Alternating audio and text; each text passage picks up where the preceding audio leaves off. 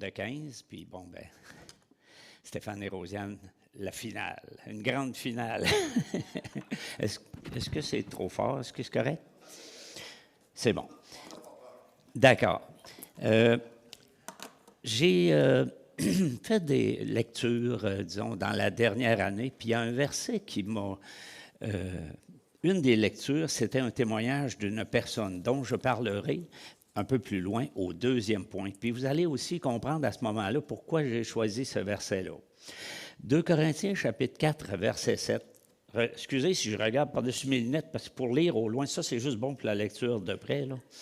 Donc, nous portons ce trésor dans des vases de terre afin que cette grande puissance soit attribuée à Dieu et non pas à nous. Quel beau verset de la parole. Stéphane me rappelait tantôt, c'était il y a 50 ans. En 1976, on demeurait à Saint-Guillaume. J'ai 17 ans, lui en a 14. Puis on visite une petite église dans le rang du Cordon. C'est dans le haut, au deuxième étage d'une maison. Et c'est là qu'on a accepté le Seigneur. Stéphane, lui, était dû pour être jumeau. Parce qu'il est jumeau avec Rosiane, de naissance charnelle, disons, de la chair. Puis il est jumeau avec moi spirituellement, parce qu'on a été sauvés toutes les deux avec le même témoignage qu'on a entendu, puis la même prière qu'on a faite, et on a toutes les deux été sauvés là, ce vendredi soir, un vendredi soir de septembre 1976. Et puis, bon, Dieu est bon parce qu'on est bientôt, en septembre, ça va faire 50 ans. Puis le Seigneur nous garde, et il l'a promis qu'il le faisait. Puis Dieu, il tient parole. Il y a juste une parole, puis elle est vraie. Alors, ce verset-là, déjà, on peut voir, il y a 3 mots, 3 concepts ou 3 idées desquelles je veux développer. Nous portons ce trésor. Ça serait bien qu'on parle du trésor. Dans des vases de terre. Bien, on va parler de vases de terre. Et puis, afin que cette grande puissance soit attribuée à Dieu et non pas à nous. Alors, cette grande puissance, ça sera le 3e point. Facile, hein? C'est une réflexion que vous aussi pouvez faire quand vous pognez un beau verset et vous dites, qu'est-ce que je peux là, extraire? Là? Qu'est-ce que je peux fouiller dans ça? Fait que, bon. Alors, avant d'aller plus loin, on va prier que Dieu nous éclaire. Seigneur, comme on a besoin de toi. Jésus, tu l'as dit, sans exagérer, tu as dit, car sans moi, vous ne pouvez rien faire. Alors, Seigneur Jésus, ici, ce matin, on est là, chacun de nous avec son cœur. On aimerait que notre cœur soit ouvert à ta parole, à entendre chaque personne ici. On veut entendre ta voix, on veut te voir à l'action, t'entendre, te goûter, te toucher même, Seigneur. Touche-nous. On a besoin de toi. On te prie de le faire par ta parole, par cette bonne nouvelle, cette vérité qu'on a entre nos mains et de laquelle on va parler dans les prochaines minutes. Je te prie de me guider à... s'il y a des choses que je n'ai pas pensé de dire, mais qui seraient importantes, bien, de me les mettre à la pensée, Seigneur. Puis s'il y a des choses que j'ai prévu de dire et qui ne sont pas nécessaires, bien, fais-les-moi oublier. Pourquoi pas? Merci, Seigneur, de te manifester par ton esprit, parce que tu es vivant en nous. À ta gloire, on te prie. Amen. Donc, je voudrais développer sur ce trésor. Juste dans le chapitre 4 de 2 Corinthiens, j'ai trouvé une pierre précieuse, je vais l'appeler, c'est Jésus. Puis cette pierre précieuse, on va y trouver 15 facettes. Quand même, juste dans le chapitre 4, 15 facettes à cette pierre précieuse. Fait que, c'est là qu'on avance. C'est pourquoi je les ai mis en italique, soulignés. Fait qu'on peut reconnaître, c'est pourquoi, ayant ce ministère, tout d'abord, nous avons tous un appel à servir Dieu, à le représenter, à l'aimer, à le faire connaître.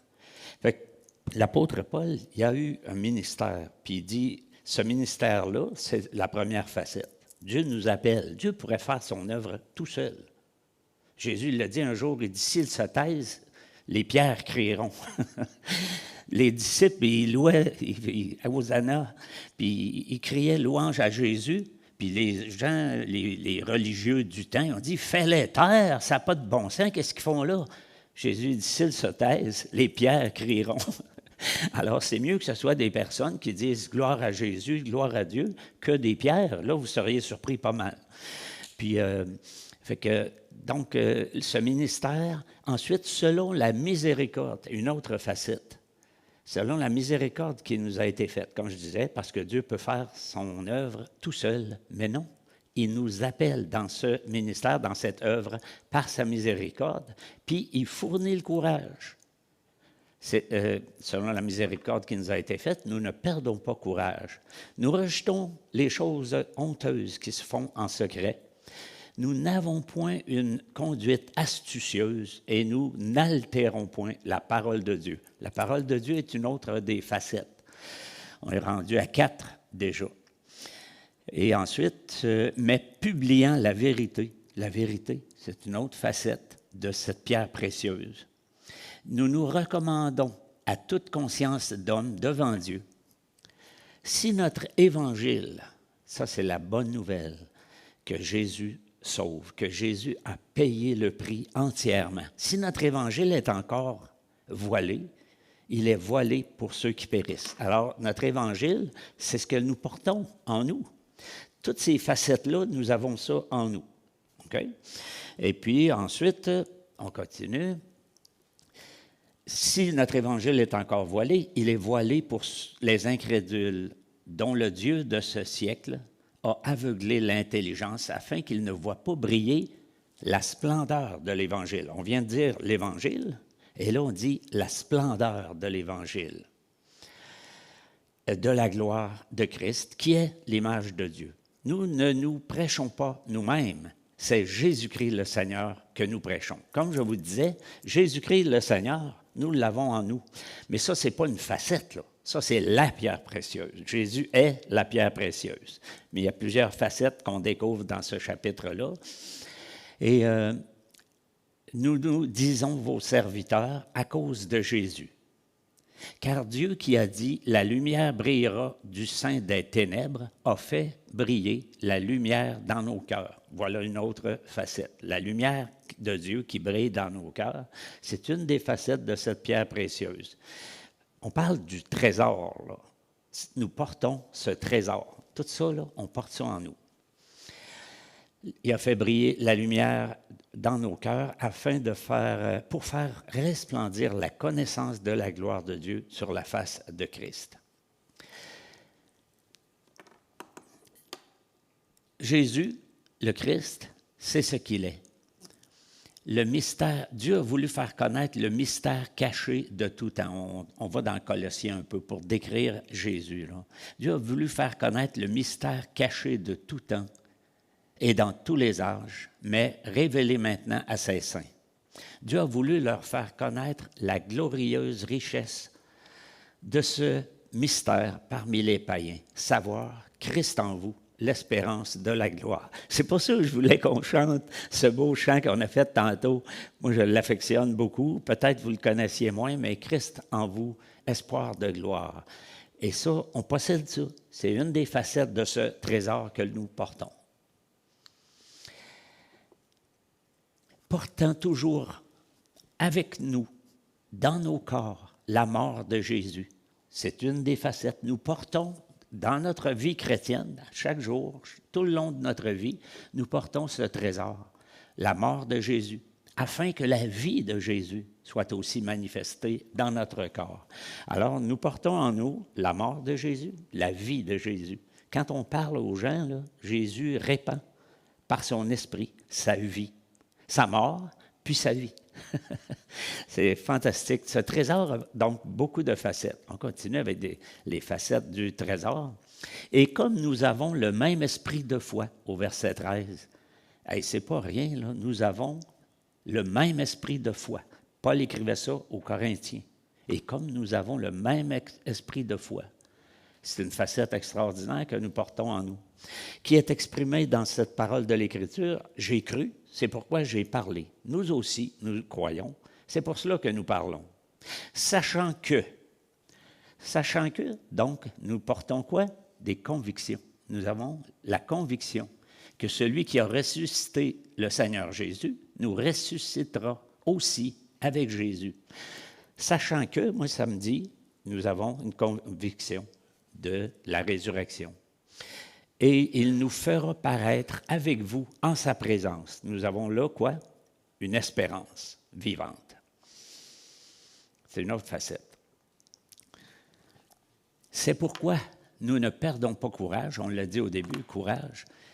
Même si notre homme extérieur se détruit, notre homme intérieur se renouvelle de jour en jour. Donc, nous possédons là quoi?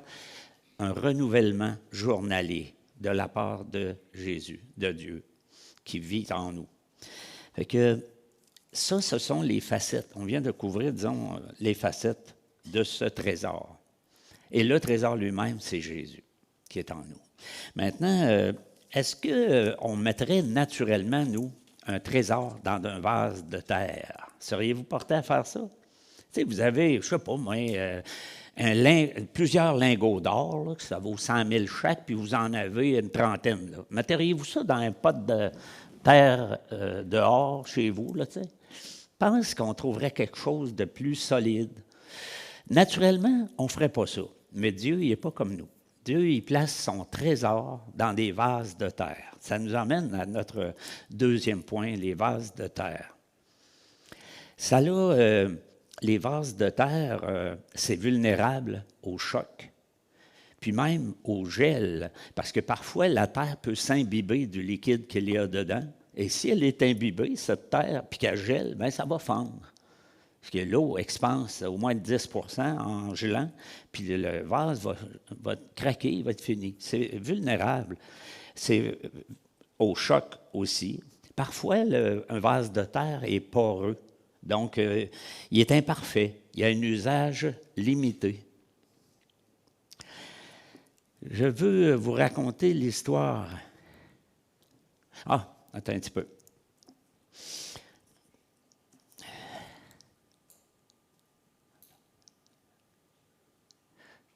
Ça, c'était une des facettes que j'avais oublié de vous présenter tantôt. Je n'avais pas fini mon point, le premier point, les facettes du trésor. Nous regardons non point aux choses visibles, mais à celles qui sont invisibles. Nous avons donc une vision éternelle, parce que les choses invisibles sont passagères et visibles sont passagères et les invisibles sont éternelles. Paul dit, nous regardons non point aux choses visibles, mais à celles qui sont invisibles. Donc, nous avons une vision éternelle. Ça faisait partie, une des facettes du trésor que nous portons. Je l'avais oublié, celle-là.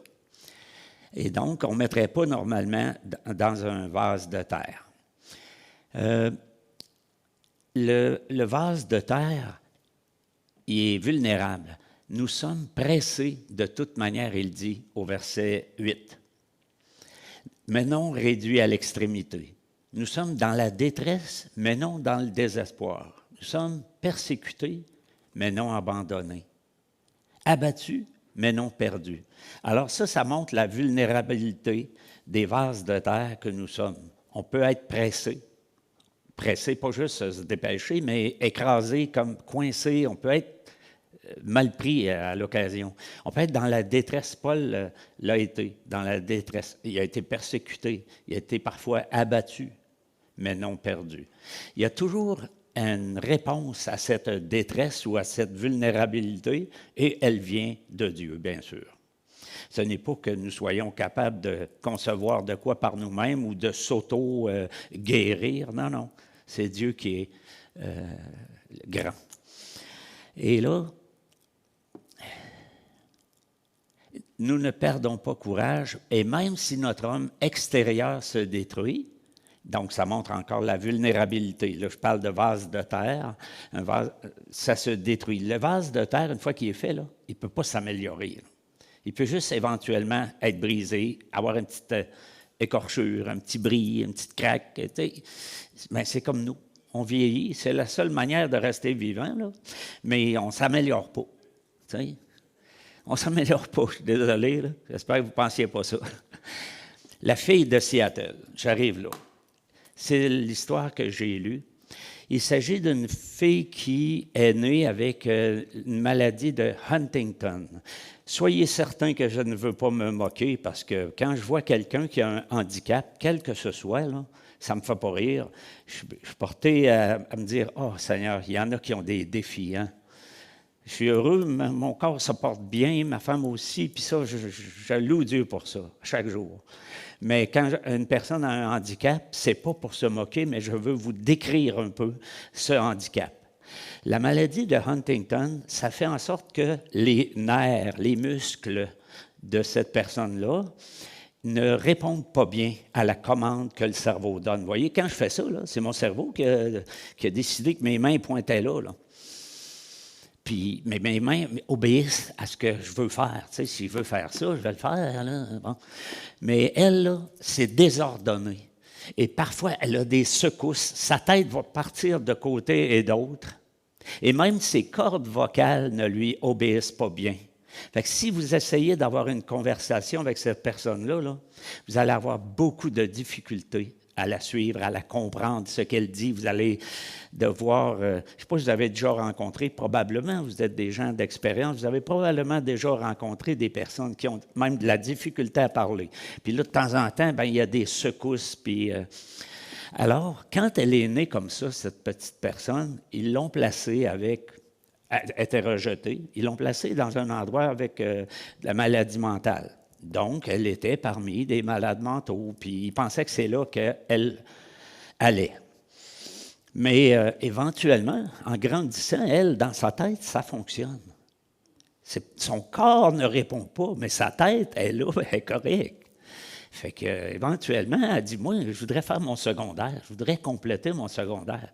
Fait qu'elle a complété son secondaire. Ça a pris beaucoup de temps. Parce que quand tu lis, puis que de temps en temps, ça fait ça, bien, tu viens de perdre ta ligne. Il faut que tu te reprennes où j'étais donc. Puis ainsi de suite. Tu sais, c'est de l'ouvrage. Là.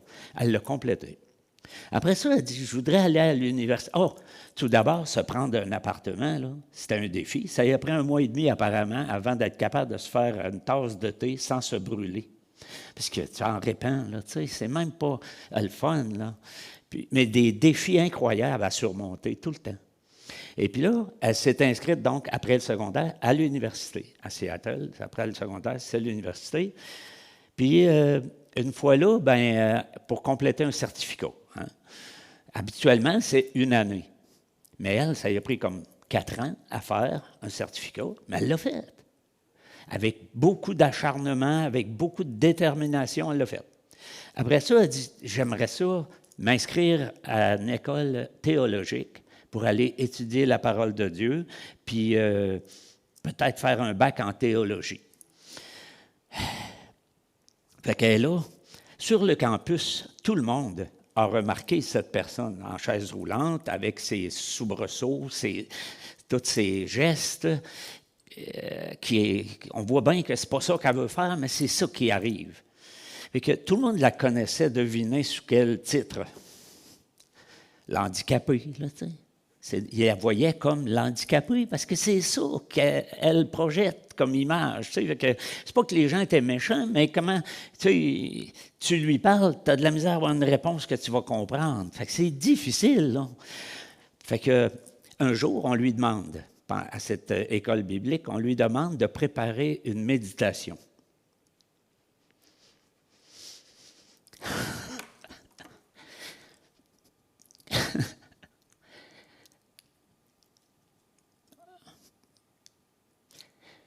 On lui demande de préparer une méditation, puis le verset qu'elle choisit, c'est 2 Corinthiens, chapitre 4, verset 7. Nous portons ce trésor dans des vases de terre, afin que cette grande puissance soit attribuée à Dieu et non pas à nous. Peux-tu vous dire que son vase de terre à elle, il en arrache, tu sais, il n'est pas comme le plus performant en ville. Là. Fait que, puis là, elle écrit donc avec, ça a dû y prendre beaucoup de temps, elle a écrit peut-être une couple de pages à l'ordinateur. Et là, il y a quelqu'un qui est debout à côté d'elle, une personne qui a toute sa voix, excusez-moi.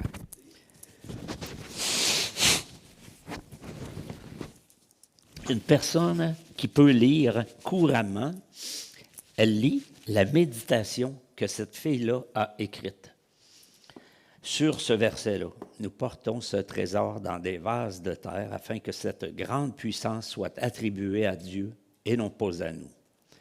La personne qui lit ça, elle, l'autre est à côté, puis à l'occasion, sa tête à part, puis bon. Mais pour la première fois, les personnes qui sont dans l'auditorium puis qui entendent la réflexion qu'elle a faite, ils savent que c'est elle qui l'a faite, là. Pour la première fois, ils voient autre chose que l'handicapé. Ils comprennent là, que dans sa tête, ça fonctionne. Ça donne une autre image du verset de Colossiens, chapitre 1, verset 18. Christ, il est la tête du corps de l'Église. Lui, là, c'est parfait. La tête, ça fonctionne parfaitement. Le corps, bien, il répond difficilement. Des fois, il part à gauche, part à droite. Tu sais, le corps, il parle, mais c'est parfois incompréhensible. C'est parfois tout croche. C'est pas la bonne affaire. C'est pas la bonne prononciation. Fait que j'imagine que vous avez déjà vécu des déceptions face à l'Église. Quelque Église que ce soit, là, ça arrive. Nous sommes des vases de terre, au risque de vous décevoir, là. C'est juste ça qu'on est, hein? On est des vases de terre, bien faibles, bien... fait que ça répond, puis ça ne répond pas toujours approprié, là, tu sais. Ça fait que... Mais ça donne une autre image de ce verset, de savoir que nous sommes des vases de terre. Et donc, ça nous appelle à quoi? À pratiquer la miséricorde, la grâce, le pardon, les uns envers les autres. Parce que ça va arriver là, qu'on va se blesser, qu'on va manquer notre coup. On va vouloir dire une parole correcte, mettons, à Denis, mais ce que je lui dis, je ne sais pas, mais ça passe pas. Tu sais, ça peut arriver. On se manque des fois. Ça demande beaucoup de pardon, de miséricorde, d'acceptation du fait que nous sommes tous juste des vases de terre. Mais Dieu s'en sert des vases de terre.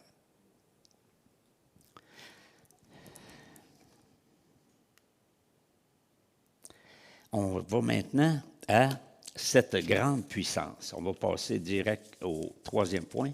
On va parler de cette grande puissance. Là, ici, j'ai décidé de ne pas rester dans 2 Corinthiens.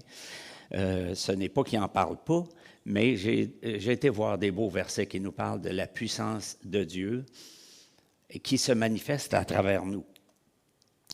Romains 1,16, Paul dit « Car je n'ai point honte de l'Évangile. C'est la puissance de Dieu pour le salut de quiconque croit, du juif premièrement, puis du grec. » Alors, l'Évangile, la bonne nouvelle que Jésus sauve, ça là, il y a une puissance dans ce message-là que nous portons.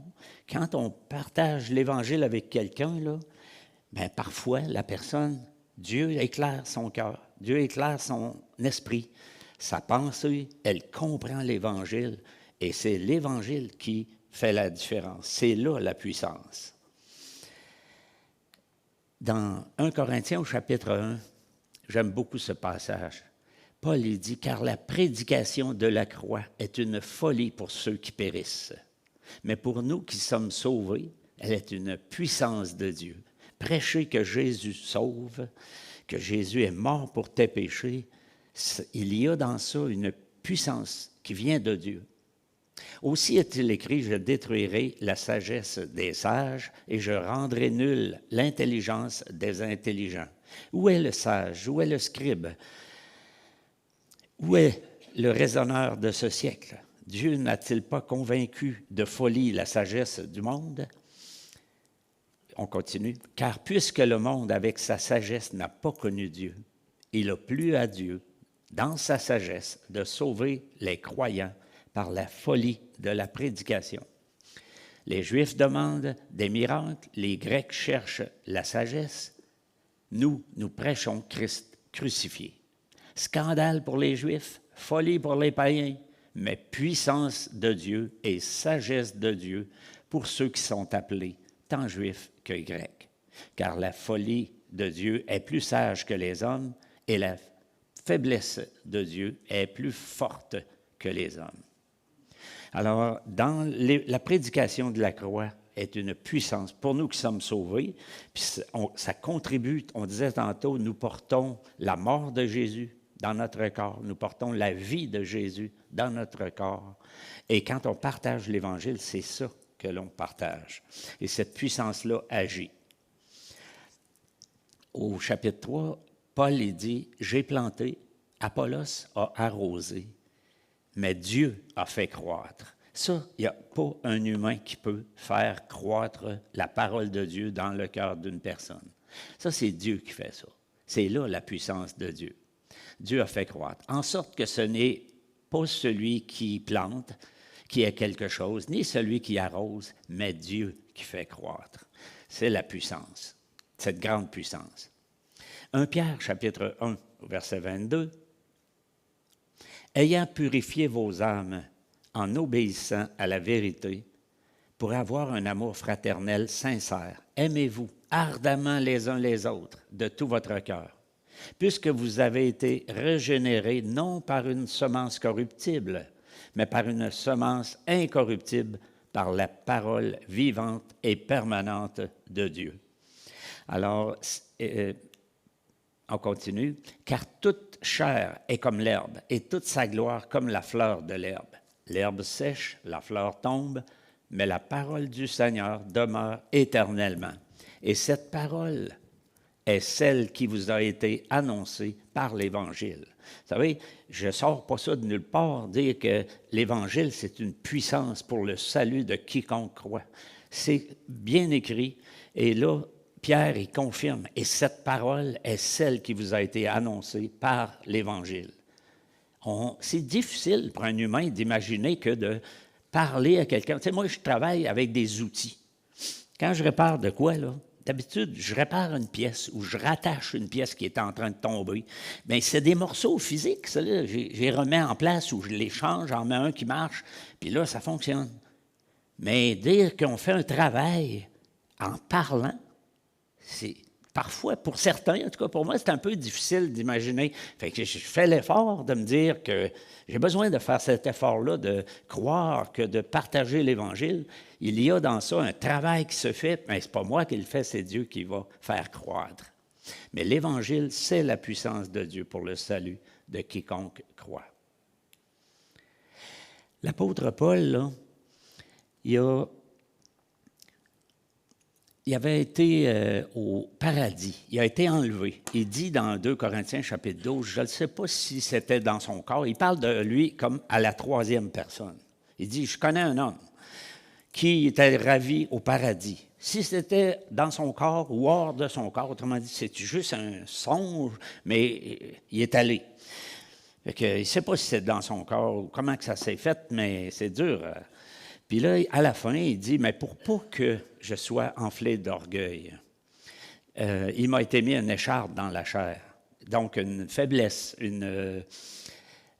un ange de Satan pour me souffleter, donner des tapes, là, tu sais, un soufflet. Fait que Paul, il vit avec quelque chose qu'il aimerait bien se débarrasser. Il y a un handicap, il y a quelque chose qui il a de la misère à tolérer, puis il voudrait être fort, il voudrait être à la hauteur. Et 3 fois, il dit, j'ai prié le Seigneur de l'éloigner de moi. Et il m'a dit, ma grâce te suffit, car ma puissance s'accomplit dans la faiblesse. Je me glorifierai donc bien plus volontiers de mes faiblesses, afin que la puissance de Christ repose sur moi. C'est pourquoi je me plais dans les faiblesses, dans les outrages, dans les calamités, dans les persécutions, dans les détresses pour Christ. Car quand je suis faible, c'est alors que je suis fort. La puissance de Dieu, donc, s'accomplit non pas quand on est à la hauteur, pas en se vantant de nos capacités, mais c'est plus en avouant nos faiblesses parfois que l'on partage cette puissance-là que Dieu a placée en nous. Et il se sert de nos faiblesses. D'ailleurs, les faiblesses, tu sais, un pot là, qui est craqué un peu, bien, des fois, la fissure laisse passer la lumière. Et ça nous aide à aimer notre prochain.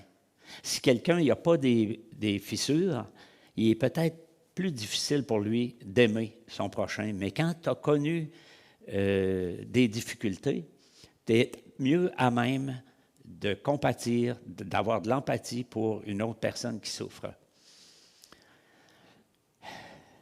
C'est alors que je suis fort. Car quand je suis faible, c'est alors que je suis fort. On finit avec notre premier verset. Nous portons ce trésor dans des vases de terre, afin que cette grande puissance soit attribuée à Dieu et non pas à nous. Alors, je ne vais pas faire une autre conclusion. Je pense que j'ai fait le tour de ce beau verset. Pour moi, j'ai voulu faire ressortir ça. Parler du trésor, ce qu'est ce trésor, ce qu'est le vase de terre, puis cette grande puissance qui vient de Dieu, mais qui a été placée également en nous. Fait que Dieu bénisse sa parole dans vos cœurs. Pour moi, j'ai terminé.